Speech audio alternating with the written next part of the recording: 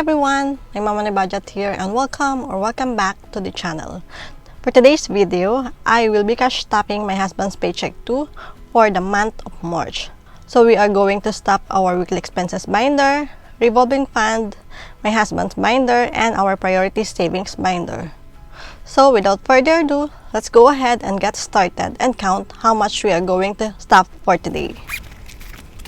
Okay, so we have 1,000, 2,000, 3,000, 4,000, 5,000, 500, 6,000, 500, 7,000, 500, 600, 700, 800, 900, 8,000, 100, 200, 300, 400, 500, 600, 700, 800, 900, 9,000, 100, 200, 300, 400, 500, 600, 700, 800, 900, 10,000. So we are going to be stopping a total of 10,000 pesos. Okay, so let's go ahead and start with our weekly expenses binder. But first, let's go ahead and unstuff any leftover money. Okay, so for food, we have some coins. Okay, so we have 5, 10, 15, 20 pesos. I'll just put this to the side. And then Wilkins is empty, food delivery is empty. And then for miscellaneous, we still have 45 pesos. And then later, we'll stop this in our PCF envelope. Okay, so now let's go ahead and start stopping for this budget period. Okay, so the first one that we have is food, and food will get 1,600 pesos. So that's 2,500 pesos and 6,100 peso bill. So 1, 2, 3, 4, 5, 600. And let's double check this, guys. So we have 500, 1,000, 100, 200, 300, 400, 500, 600. Okay, so this is our budget for 2 weeks. And I like to divide our food budget, guys, on a weekly basis. And that is to avoid overspending on the first week and then nothing for the second week. So for this week, food will get 800 pesos and we'll put this in our food envelope. And the other half, which is also 800 pesos, is going into our holding binder, which is our budget for the following week. Okay, and also, guys, our food budget is mainly for our weekly supply of meat, vegetables or eggs, and then other food items, as well as our household and personal items that we will need for the month are included in our monthly grocery, which we pay using credit card, and that is the reason why we don't have a grocery envelope. Okay, so food is done. Then the next up is Wilkins, and Wilkins will get 500 pesos. So this is for our drinking water. Then we have food delivery, and food delivery will get 500 pesos as well. And this is if we are craving for Jollibee, McDonald's, or Burger King. And then if we spent this on the first week, then we'll have to wait again for the next budget period to have something in our food delivery envelope. And then moving on, we have miscellaneous, and miscellaneous will get 300 pesos. So we have 1, 2, 300 pesos. So miscellaneous is for any other expenses that are not included in the first 3 categories, or if we run out of dishwashing soap or laundry soap, or if our budget for the week is not enough, then we will dip into our miscellaneous envelope. And then the next one that we have is allowance, which is my son's school allowance, and this will get 100 pesos. So school allowance now have 150, 250, 350, 450, 70, 90, 510, 530, 550, 560 pesos. Let me just... yeah, 560 pesos.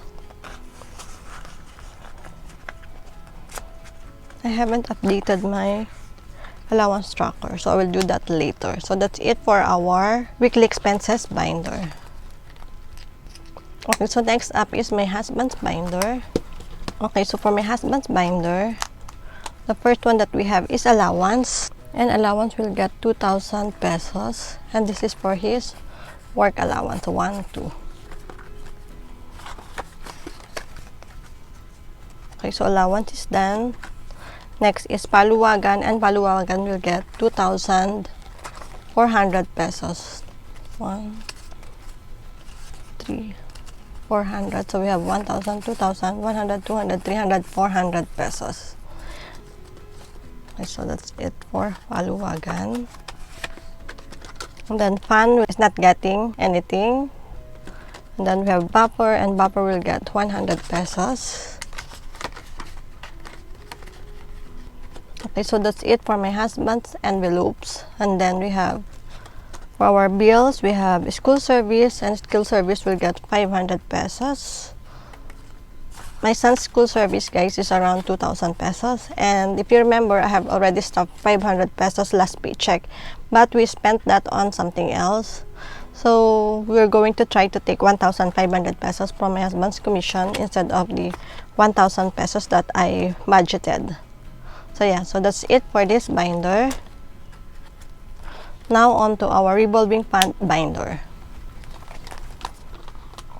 Okay, so the first one that we have is gas, and gas will get 100 pesos. So gas now has 100, 200, 300 pesos.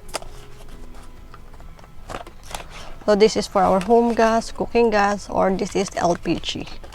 So gas is done. Then we have vitamins, and vitamins will get 100 pesos as well.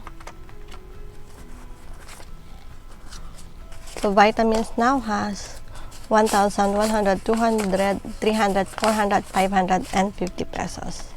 So yeah, that is correct. Okay, next up is family trip. So family trip is empty, guys, because we went to the province last weekend to check the venue for my mom's surprise birthday party this coming Saturday. So we have finalized the menu and decided to get a caterer because our total head count is around 75 packs. So I did not anticipate it, guys. And with that, our total expenses went up. And to be honest, guys, I don't have the funds to add anymore. So I am taking it from our emergency fund. I know it is not an emergency, but I would rather take it out from our emergency fund rather than, borrow money from other people.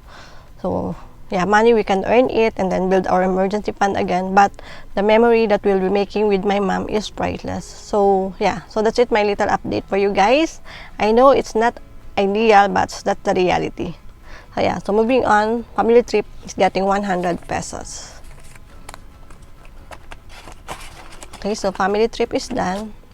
And then we have food buffer, and food buffer will get 100 pesos as well.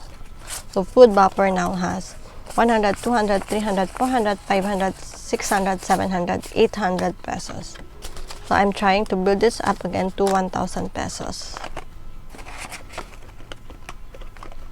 Okay, so food buffer is done. Then we have PCF, and PCF will get the leftover from miscellaneous, which is 45 pesos. So let me just get my marker, guys, and I will update our tracker. Okay, so today is March 16. We deposited 45 pesos. So we have a balance of 45.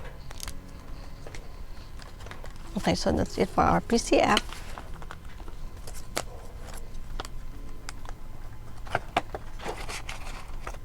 Okay, so this binder is done. Next up is our priority savings binder. Okay, so for our priority savings binder, personal savings will get 200 pesos. So yeah, that's correct. 1, 2. So now we have 1,100, 200 pesos in our personal savings.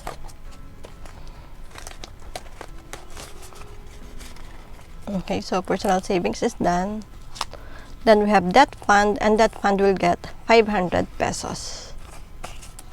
Okay, so let me just take this 1,000 pesos and put back 500 pesos. So now that fund has 10,000, 20,000 pesos in the bank, 21, 22, 23,000 pesos.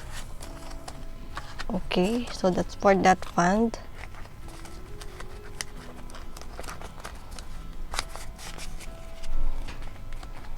Okay, so that fund is done. Next up is our emergency fund, and emergency fund will get 200 pesos.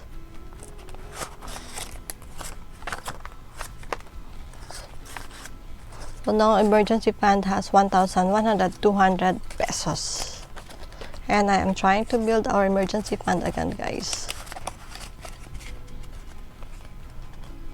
Okay, and the last one for this binder is calamity fund, which is getting 100 pesos. So calamity fund now has 100, 200, 300, 400, 500, 600 pesos.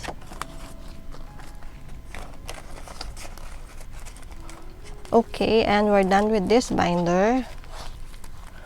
Now on to our holding fund binder. Okay, so for our holding fund binder, we have our savings challenges, which will get 500 pesos.